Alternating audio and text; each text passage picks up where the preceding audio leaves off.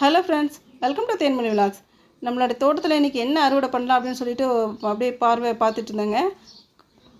பாலக்கீரை பார்த்திங்கன்னா ரொம்ப நல்லா அழகாக வளர்ந்துருந்துச்சு. மூணு பாட்டில் வச்சுருந்தேங்க. அது என்னாச்சுன்னா, ஒரு பாட்டில் இருக்கிறது கிளி குருவி இப்படி எல்லாமே கொத்தி சாப்பிட்ருச்சுங்க. இந்த 2 பாட்டில் இருக்கிறது மட்டும் நல்லா அழகாக வந்துருந்துச்சு. அதையுமே பாருங்கள், நான் ஒரு நெட்டு போட்டு அதை கவர் பண்ணி வச்சதுனால இது எனக்கு தப்பிச்சது. கிளிக்காக ஒரு பாட்டு ஃபுல்லாமே நான் விட்டுட்டேன். இது 2மே நம்ம சாப்பிட்றதுக்காக எடுத்துக்கலாம் அப்படின்னு சொல்லிட்டு இதை மூடி போட்டு கவர் பண்ணி வச்சுருந்தேங்க. நெட்டு போட்டு கவர் பண்ணி வச்சதுனால இது நமக்கு இருக்குது. சரி, இன்றைக்கி எல்லாமே அறுவடை பண்ணிடலாம். சாம்பாருக்கு வைக்கிறதுக்கு ரொம்ப நல்லாயிருக்கும். பொரியல், சாம்பார், முட்டையோடு சேர்த்து போட்டு பொரியல் பண்ணால் ரொம்ப சூப்பராக இருக்கும். ஆனால் இன்றைக்கி நம்ம சாம்பார் வைக்கிறதுக்காக தான் இதில் கட் பண்ணுறோம். பண்ணிவிட்டு அடுத்த குட்டி குட்டி லீஃப் இருக்கு இல்லையா, அது எல்லாமே பெருசாகிறதுக்கு நம்ம நெட்டை மீட்டும் கவர் பண்ணி விட்டுட்டோம்னா அது நல்லா தழைஞ்சதுனால பெருசாக வரும்பொழுது அதை எடுத்துக்கலாம். எப்போதுமே மார்க்கெட்டுக்கு சீக்கிரமாக போயிட்டு பாலக்கீரைக்காகவே வேகமாக போய் வாங்கிட்டு வந்துடுவோம்.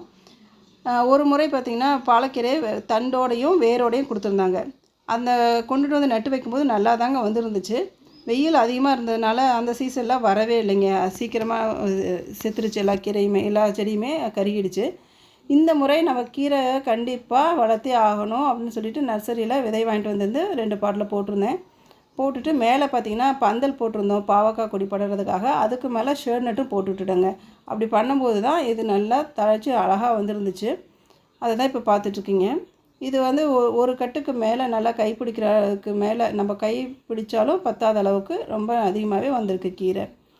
அடுத்த குட்டி குட்டி கீரையெல்லாம் வந்துருக்கு இல்லையா, அதெல்லாம் என்ன பெருசாகும்போது பார்த்திங்கன்னா இன்னும் அது அதிகமாக வரும். இதுலேருந்து விதை எடுக்கிறதுக்காகவும் நான் முயற்சி பண்ணுறேன். இன்னொரு பாட்டில் போட்டிருக்கிறத வச்சு விதையாக எடுத்துக்கலான்னு சொல்லிட்டு.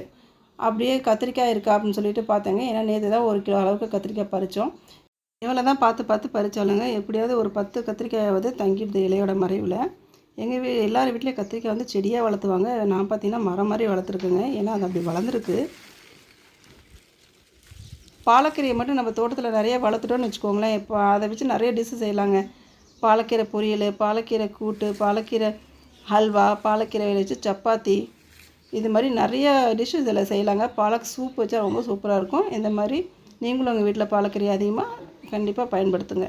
தேங்க்ஸ் ஃபார் வாட்சிங்.